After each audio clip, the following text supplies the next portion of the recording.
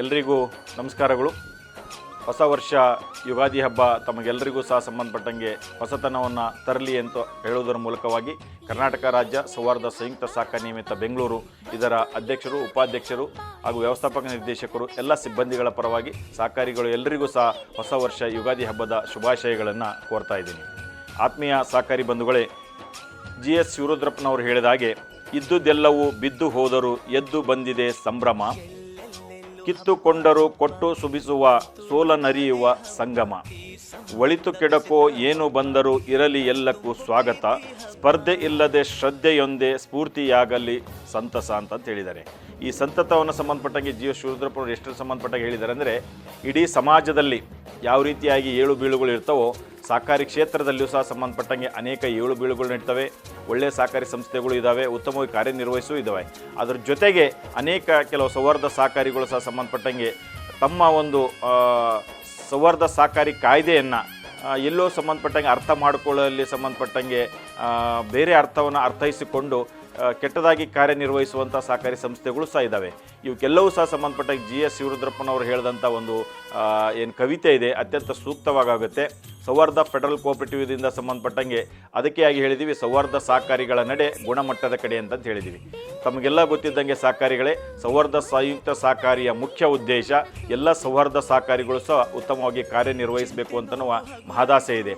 ಅದಕ್ಕಾಗಿ ಅನೇಕ ಸೌಹಾರ್ದ ಸಹಕಾರಿಗಳಿಗೆ ನಿರಂತರವಾಗಿ ಮಾರ್ಗದರ್ಶನ ಮಾಡುವಂಥ ಕೆಲಸವನ್ನು ಸಂಯುಕ್ತ ಸಹಕಾರಿ ಮಾಡ್ತಾ ಇದೆ. ಇದಕ್ಕೆ ಒಂದೇ ರೀತಿಯಾದಂಥ ಸಂಬಂಧಪಟ್ಟಂಗೆ ವೇಗ ಆದರೆ ಆಗೋದಿಲ್ಲ.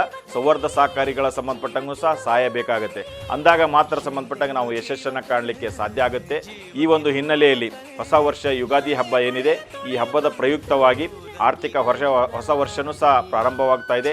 1/4/2025ರಿಂದ ಎಲ್ಲ ರಾಜ್ಯದಲ್ಲಿರುವಂಥ ದೇಶದಲ್ಲಿರುವಂಥ ಎಲ್ಲ ಸಹಕಾರಿ ಸಂಸ್ಥೆಗಳಿಗೂ ಸಹ ಹೊಸ ಆರ್ಥಿಕ ವರ್ಷ ಪ್ರಾರಂಭವಾಗುತ್ತೆ.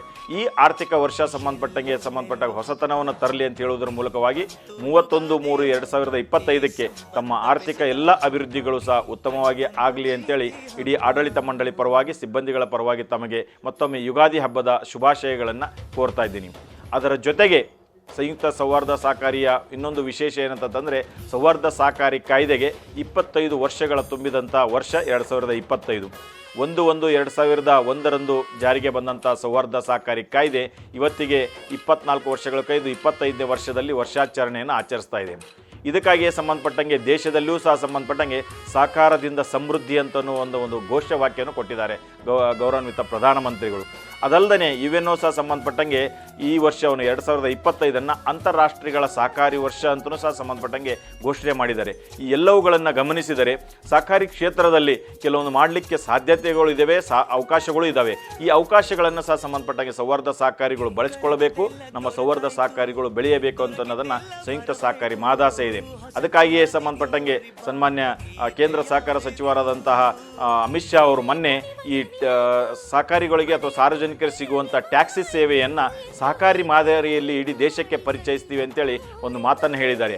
ಯಾಕೆ ಅಂತಂದರೆ, ಸರ್ಕಾರದಿಂದ ಕೆಲವು ಆಗದೇ ಇರುವಂಥ ಕೆಲಸ ಕಾರ್ಯಗಳನ್ನು ಹೊರದೇಶದಲ್ಲಿ ಸಹಕಾರಿ ವ್ಯವಸ್ಥೆಯಿಂದ ಮಾಡ್ತಾ ಇದ್ದಾರೆ ಅಂತ ಅನ್ನೋದನ್ನು ಇದೆ. ನಮ್ಮ ದೇಶದಲ್ಲಿ ಅನೇಕ ವ್ಯವಸ್ಥೆಗಳನ್ನು ಸಹಕಾರಿ ವ್ಯವಸ್ಥೆಯಿಂದ ನಾವು ಮಾಡುವಂಥ ಕೆಲಸ ಕಾರ್ಯಗಳು ನಮ್ಮ ಕಣ್ಣೆದುರಿಗಿದೆ. ಆದ್ದರಿಂದ ಸೌಹಾರ್ದ ಸಹಕಾರಿಗಳಲ್ಲಿ ಎಲ್ಲ ರೀತಿಯ ಕಾರ್ಯಚಟುವಟಿಕೆಗಳನ್ನು ಮಾಡಲಿಕ್ಕೆ ಅವಕಾಶಗಳಿದೆ. ಅದಕ್ಕಾಗಿ ತಾವು ಸೌಹಾರ್ದ ಸಹಕಾರಿಗಳಲ್ಲಿರುವಂತಹ ಅವಕಾಶವನ್ನು ಉಪಯೋಗಿಸಿಕೊಂಡು ಈ 25 ವರ್ಷಗಳ ಒಂದು ಐತಿಹಾಸಿಕವಾದಂತಹ ಹಿನ್ನೆಲೆ ಇದೆ ಈ ಸೌಹಾರ್ದ ಸಹಕಾರಿ ಕಾಯ್ದೆಗೆ, ಅದರ ಉಪಯೋಗವನ್ನು ಪಡ್ಕೊಂಡು ರಾಜ್ಯದ ಸೌಹಾರ್ದ ಸಹಕಾರಿಗಳು ಉತ್ತಮವಾಗಿ ಕಾರ್ಯನಿರ್ವಹಿಸಬೇಕು ಅಂತೇಳಿ ಆಡಳಿತ ಮಂಡಳಿ ಆಶೆ ಇದೆ.